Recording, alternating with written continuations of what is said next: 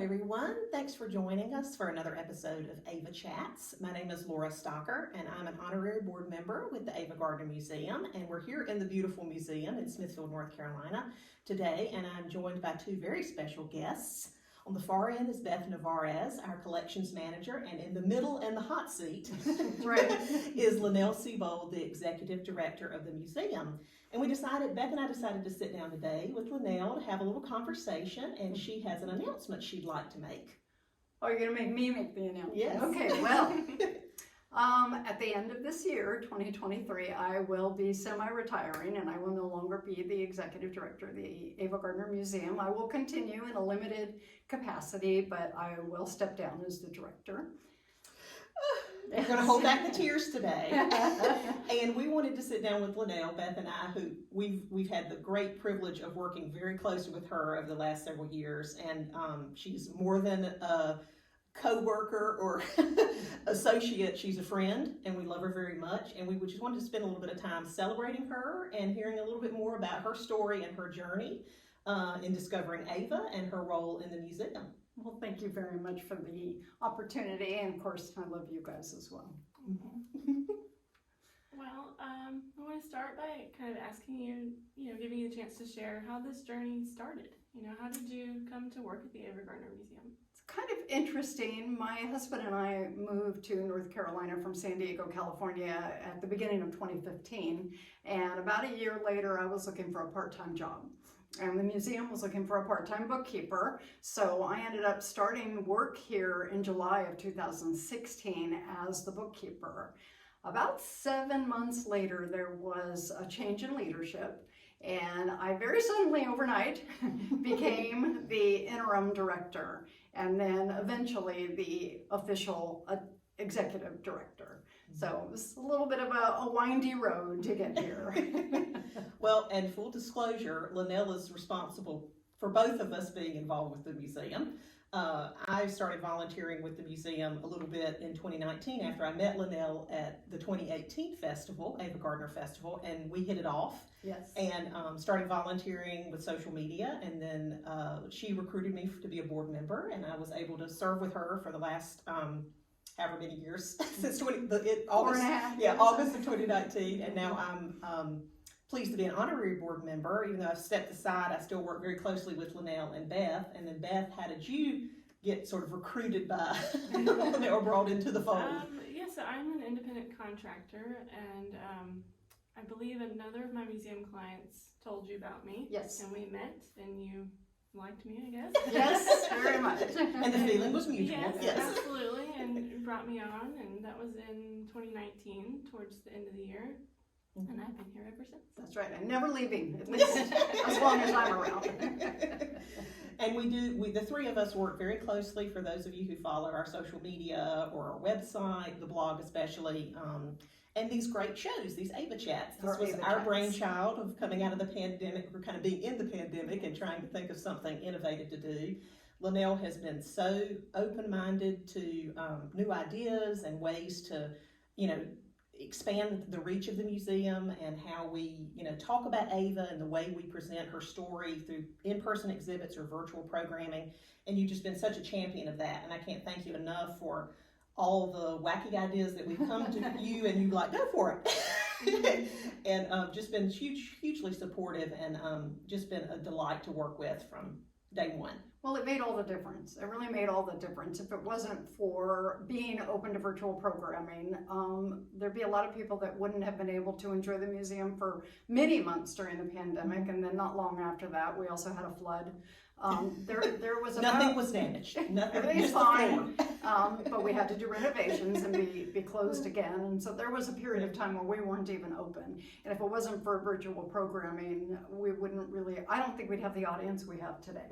So I believe it's made all the difference. Well, that that kind of gets to some of the questions we wanted to ask you a little bit, and we'll kind of mix it up throughout the conversation. But that obviously going through a global pandemic is quite a challenge. You've been the director through not upheaval, but just a lot of things been going on in the world. A lot of things have happened here. We've grown a lot. We've expanded our offerings. What are some of kind of the challenges that you faced as a director, and how did you kind of approach those things? I would say the first real big challenge was just taking over the role. I went, like I mentioned, overnight. Part-time bookkeeper, full-time director. It was a huge challenge.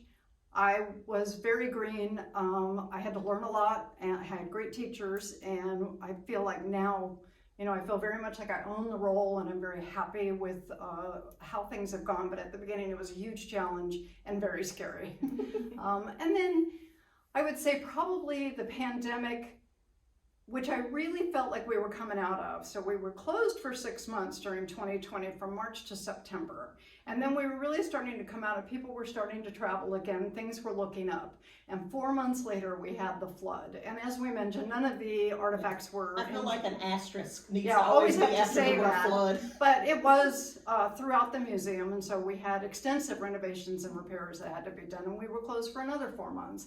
And that was a huge challenge because it felt like the world was moving on and we were not, because we had to be closed again.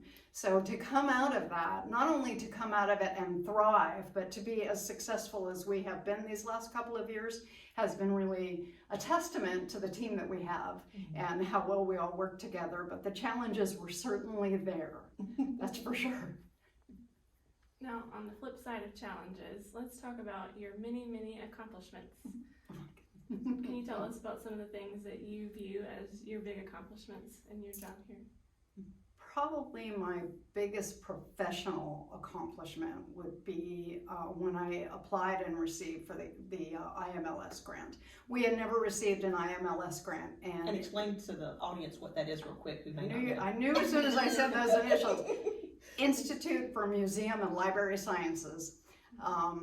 And they are a huge organization, and they give a lot of money and support a lot of museum and libraries over the entire country. We had never received one before, and with Beth's help, we put together a great package and sent it off with fingers crossed, and indeed we received that, and that has allowed us to expand our collections projects.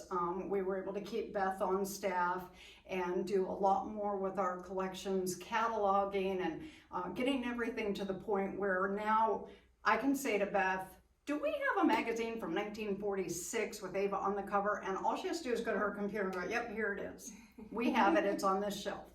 And that's exactly what the IMLS grant has done for us. So that was a big, huge accomplishment for us. The mural in the Rose Garden has been a great accomplishment in my opinion for all of us. That was a big team project, and I'm really happy to have been the head of that. And every day when I walk in and I see that beautiful mural on the side of our building, I'm just so pleased and so thrilled that this is something that will last for years. Long after I'm no longer working here, we're still going to have that beautiful mural, and the Rose Garden is thriving. Roses for days, people. In fact, it's like, reel it in. Yeah, really, okay, Calm cut them down down. now, they're blocking the mural. But I think that has been a big accomplishment because it's something that we've talked about for years. Before I came on, they had talked about doing a mural. And part of that a lot of people don't know is the first thing we had to do was repair that wall. That wall was an actual interior wall, and we had to reinforce it and make it a wall that could be an exterior wall. And so there was a lot of pieces to that, and so I'm very proud of that as I would say an accomplishment. So, well, one thing Beth and I thought would be fun to kind of do with you is, all of us have had the opportunities to kind of do interviews and podcasts and other things on behalf of the museum, and we always get asked kind of our favorites. So we thought it would be fun to kind of go through a little bit with Beth and Lynell, both, yeah, Beth and I, whoever we are. Beth and I kind of go back and forth and ask you some of your favorites. Okay. So I'll start, and then Beth we'll try to think of all the ones we came up with. We may not get to all of them, but first of all, favorite Ava Gardner movie and why? That would be The Night of the Iguana. I love her character. I love the background story of that movie and the making of the movie. And I love that her family tells us that character was closest to who Ava really was. Barefoot, easygoing, chill, just wanting to have a good time. I love that. And she's good. I enjoy the movie. Good. Favorite artifact in the museum?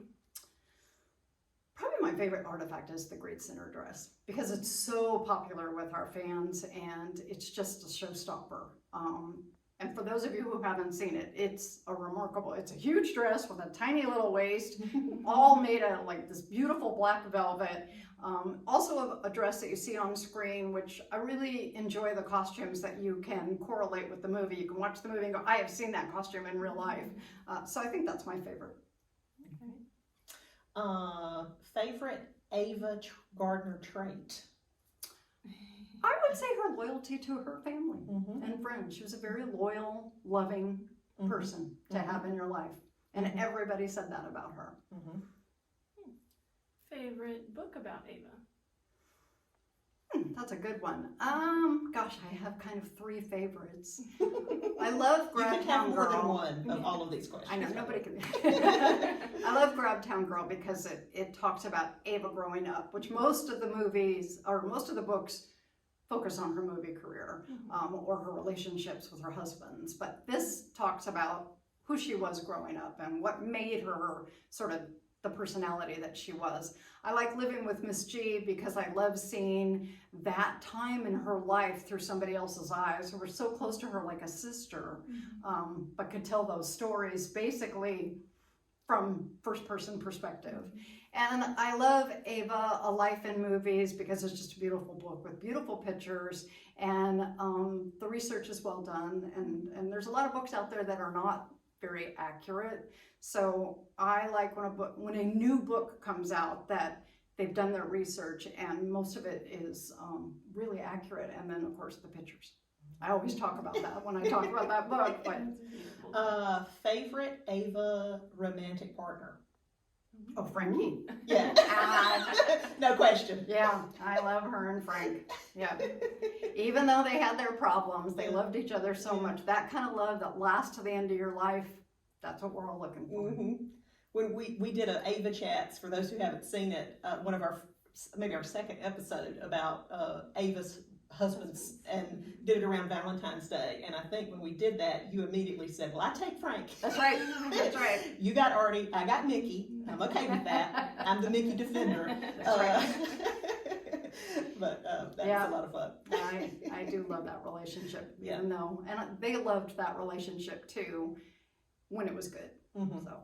Well, that was kind of fun. The things I would just love to kind of reiterate, and those of you who have met Lynell, she is so gracious and so kind about spreading around the praise. She wants to make sure that anybody and everybody that's involved with something gets recognized, and if it's somebody, idea, she wants to champion that person and say, well, this was Beth's idea or Laura's idea or, one of the board members' ideas and all of that. And you've just done such a great job of fostering relationships through your work at the museum, and especially, kind of knowing how quickly you landed in the role and how, what you did to kind of get your footing in it and all of that. And that's just a huge testament to who you are as a person. And, it means a lot because you, especially the three of us, we say that we have a triangle of trust. That's right. That we, can be very open and honest with each other, and, I like that, no, I don't like that, change this, let's do this, and it's just a very safe environment, and that's a huge, again, testament to your leadership and your guidance. And I think you can look around the museum and see how it's evolved over your time here, and see how your kind of method of collaboration and teamwork and what you fostered in that has helped us get to where we are today. And I just want to say that as a, statement of fact that Beth totally agrees with. You mentioned a minute ago your IMLS grant. And, you and I were talking a few months back about all the things you've done and all the ways you've contributed to the museum. And I was blown away at how much work you've done in the grant space. And I think that's a huge accomplishment, not just that one grant, but total. And, speak to kind of that a little bit, because you didn't have a background in doing grants before this, and kind of what your method and thought process and efforts have yielded for the museum. I really did not ever write a grant before in my life, and I will be full disclosure. So my very first grant that I wrote and was supposed to submit on X day, whatever day that was, I missed the deadline. And my now board See chair. how honest she is, guys. I'm on a train on my way up to see my son in Washington, D.C., and one of my board members calls me and says, "Did you submit that grant?" And I'm like, "Well, I don't think it's due till the 15th. No, it's due on the 12th. Twos and fives. So yeah, I had a lot to learn. But I am proud to say, and I will toot my own horn for a minute here, but in my time as the director, I've brought in more money and grants than we've made in all the rest of the time of being open. So And just for context, when did the museum open? Oh, well, we've been here since 2000. 2000, yeah. We incorporated in 96. Yeah. So, So- a lot. Yeah, 30, yeah, everybody does. So Don't make me do math. Almost 30. Almost 30. Almost 30 years. You've been the director for 7 years. Well, yeah, more like 6, I guess. Yeah. Yeah. Almost, yeah, going on 7. Going on 7 And years. in that window, I brought in more more money. than the whole time of the museum. So that is Yeah. quite Wow. a statement to the effort that you put into that. And again, just kind of, you've gone out and hunted for grants and been on the lookout for what opportunities we have, and that's made such a huge difference, which we can get into in a minute, but I'm just very proud of that. So I want Thank to you very just much. sing your praises to that. It is what kept us afloat for a while. It did. And that sometimes is what you need It is. in order to move forward. Mm-hmm. So. Mm-hmm. Yeah, that's amazing.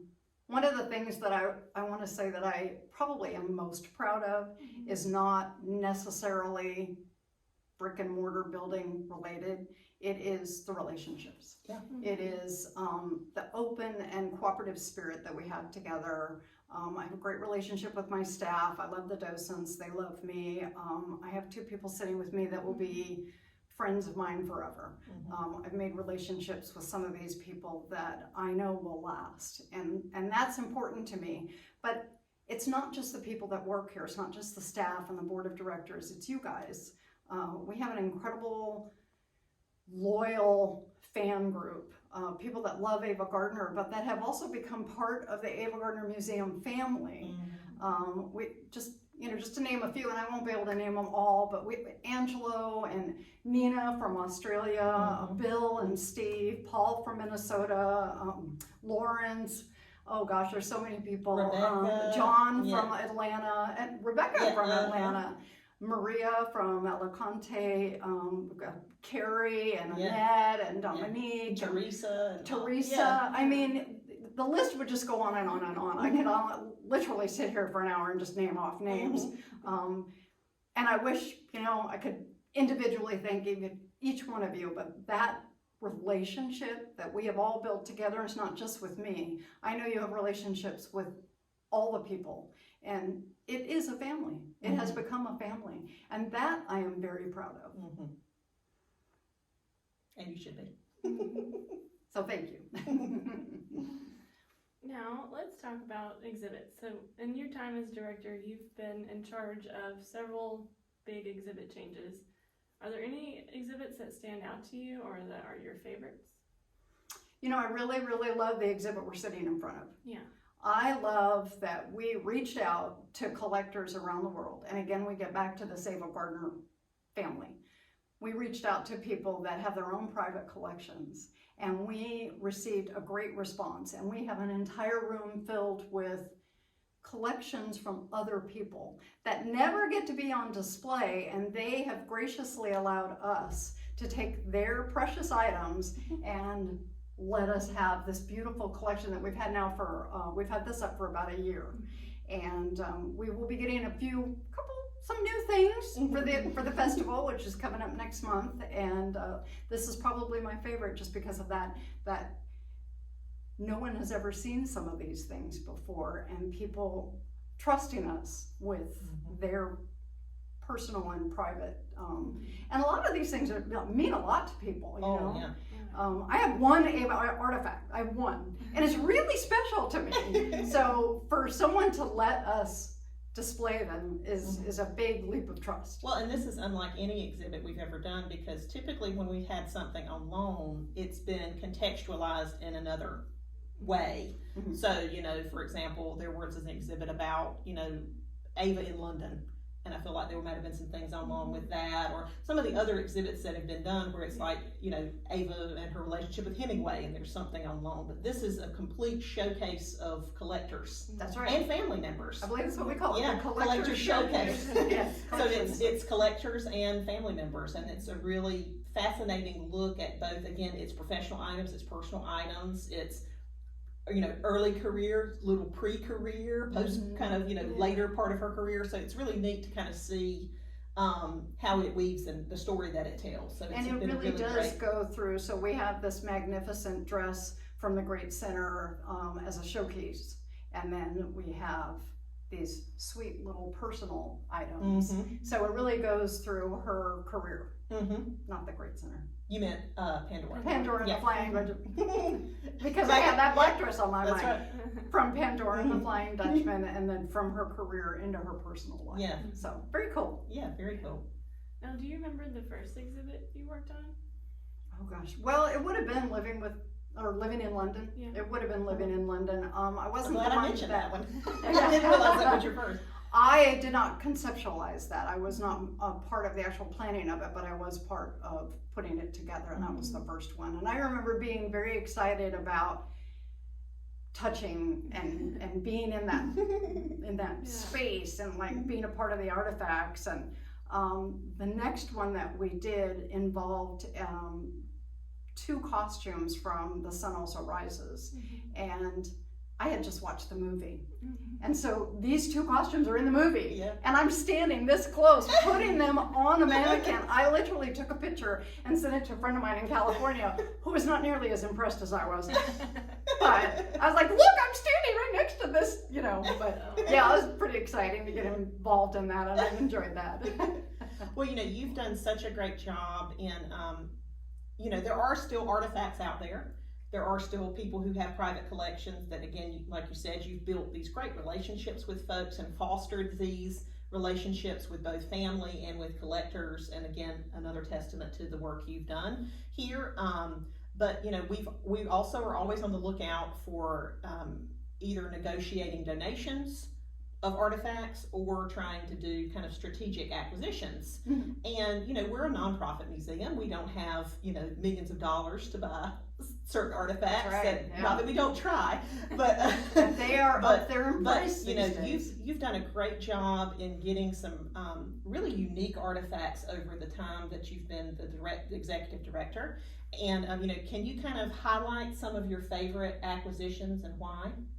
Oh, my definite favorite. I went on a letters kick about a year ago, and my very favorite artifact that I have personally gotten is a letter from Ava to Frank Sinatra. I love that it's very personal. It's a breezy little, I got this new stationery, so I'm writing you a little note because I love you.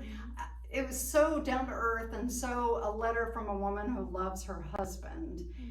And we have it in our collection. Yeah. And that's incredibly rare, because a lot of her letters, either those that she received or sent, aren't with us anymore. Yeah.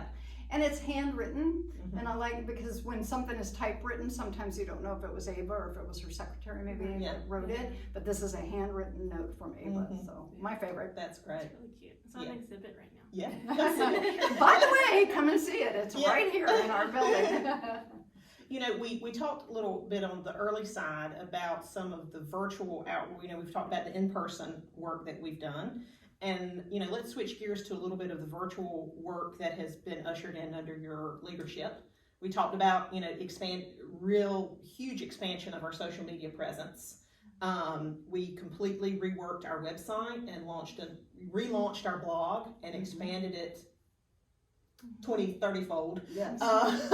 We created a virtual exhibit series, which goes to in some cases it coincides with our in-person exhibits, and then there's some exclusive virtual exhibits that you can only see through our, you know, access through our website. Beth does an amazing job on those virtual exhibits. And we launched this program, Ava Chats, and we've also, you know, expanded kind of the way that we reach out to folks who are film fans, you know, trying to, you know, make sure that if people want to talk about Ava on their, you know, podcast or vlog or anything like that, that they think of us and they come to us, and we have been really privileged to be guests on a lot of those shows. Of all of those things, kind of what are some of the highlights from the virtual expansion and outreach of the museum from your perspective? What are you Really seeing it grow. Mm-hmm.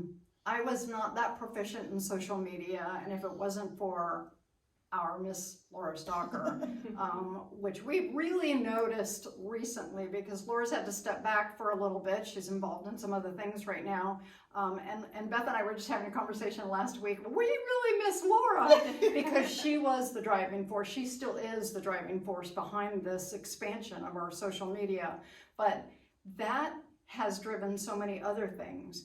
We literally had the biggest and best festival ever last year. And a lot of that is because people know us now. Mm-hmm. We have, again, that family that we have, and a lot of these people are virtual friends. I said at the festival last year that all these friends that I've never met before, and they're all here. And we had such a great time meeting everybody, and a lot just driven by the social media presence that we now have. If it wasn't for that, I think we'd still be sort of a smaller museum, and it makes the difference in how people learn about who Ava was, the truth about who Ava was. There's a lot of things out there that are not true. But now that we're out there and we're doing the best that we can to correct those misconceptions and just tell the true story, that all goes back to the social media presence that has increased so much since you've joined us and since we started working together as a team. We're the social media team. Good team. That's right. And it, I believe, has made the difference also in our survival during the time when we had to be shut down. So, well, from my perspective, I started as a volunteer and just saw that there was an opportunity there, and you were open to that and supportive of that. So, as much as I appreciate the praise, and I do, and I'll take it, it wouldn't have happened without you. So know that. Because we're a team. And we're a team. And then Beth was the last piece of the puzzle of the triangle of trust or whatever that we needed to kind of put it all together. And, you touched on something there that I'd love you to share with the audience. The museum has had, it's been around a long time. So it's had different directors, it's had different leaderships, it's had different boards. People come and go and switch titles and all of that. And you've been very deliberate in the way that you wanted us to approach subject matters around Ava, ways you wanted us to talk about Ava, sources you wanted us to kind of lean into when we are writing about Ava. Can you tell a little bit about kind of your thought process around that and what structure, parameters you put around that as our kind of guiding principles? When we first started this team, we made a very conscious decision that we were going to adopt Ava's voice. There had been in the past some negativity, and coming from the museum should never be any negativity. We should not be presenting anything in a negative way. So we made a very conscious and specific decision to have Ava's voice, no matter which one of us was doing the post, be positive and true. And we've stuck with that the entire time. And I think people now recognize that voice. And one of my hopes really for going forward is that we can continue to have that, no matter who might be joining the team as the new director or the new manager of the museum. I hope that voice stays, because it's been, I think also for our fans, a way for them to get to know Ava on a different level. You get to know who Ava is when we're presenting her story in her voice. And that's what we've worked towards. Absolutely. I want to say from the blog writing perspective, because we write a lot of the blogs together, or I write them, but they're edited by you two. You've been very supportive in sort of opening up the kind of topics that we can do. So it's not just kind of the same old thing you hear about Ava all the time, but we can really kind of dig deep and get into the history and the context of the life that Ava had and the time that she lived in. And as a historian, I really appreciated that, and that's been really great. I think that really goes back to Ava's voice. I think there are things that Ava would want us to talk about. And I think there are ways that she would want us to present subjects that were dear to her heart. And so we've tried to do that, even though sometimes it's a little dicey.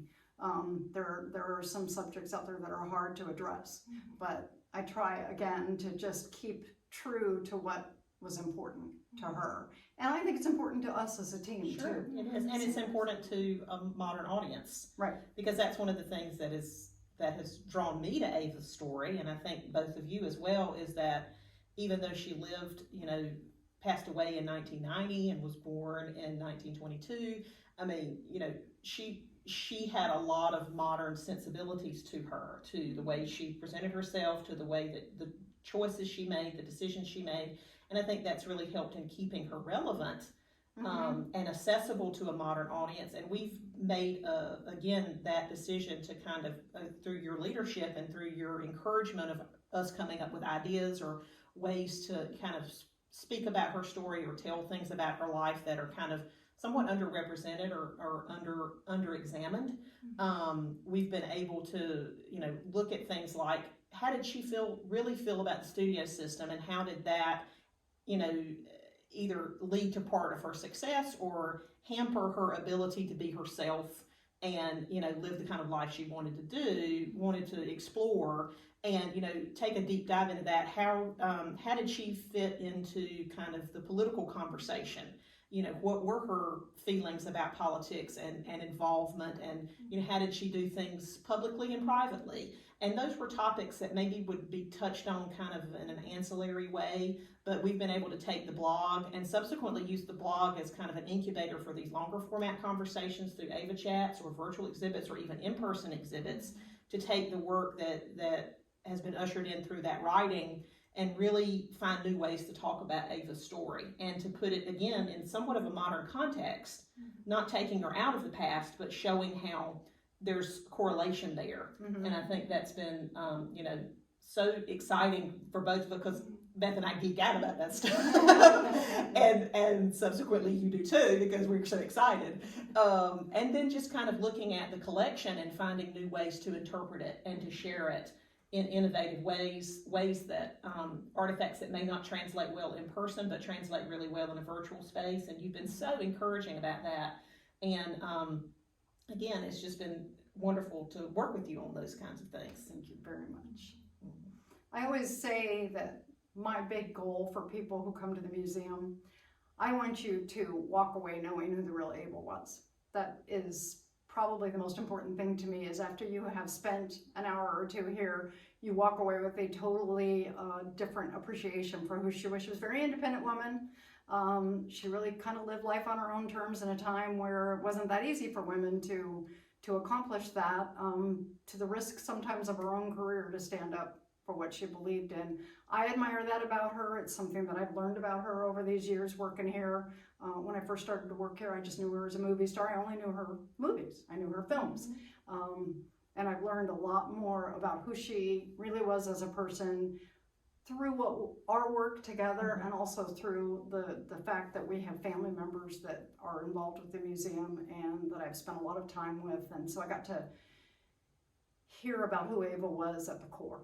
And when she would come home to North Carolina, she loved to come home and just kick off her shoes, take off her makeup, and hang out and spend a lot of time with her nieces and nephews. And I want you guys to get that feeling when you come here, that you got to know who Ava really was, and her personal side, professional side, the well-rounded person that she was.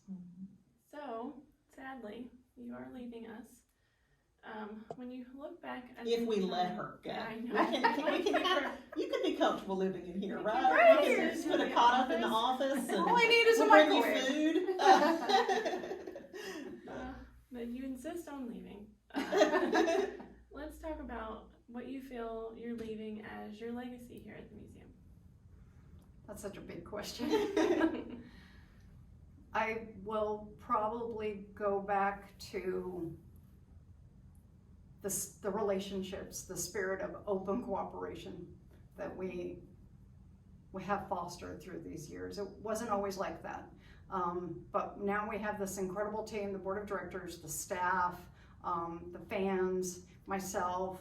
We really are all in this together to protect Ava's legacy and present who she was and make sure that we keep this place alive. Keep it open, keep it alive, keep it fresh, keep it interesting. I would say that was probably, to me, that would be what I've worked for all this time, and I think we've accomplished that. I think we have. I think it's, Ava continues to be incredibly relevant.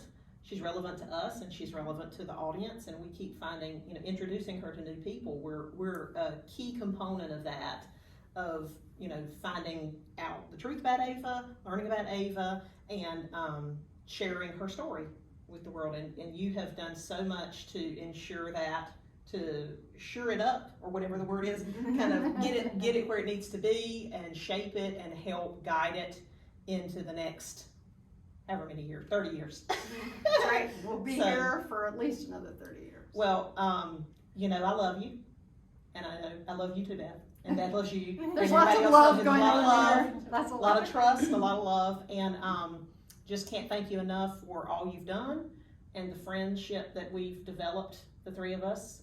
So I just want to again say how much you mean to us, and we're just so happy that the world brought us together. That's right. And that, I'm so proud of all that you've accomplished and how much you've grown in this role, and how much, I'm so thankful for all the adventures and opportunities you've let me have, and getting to work with you and Beth has just been a complete joy. Yes, I would agree. And, I can't say enough about how great you are, and I know you're going to go on and do more great things.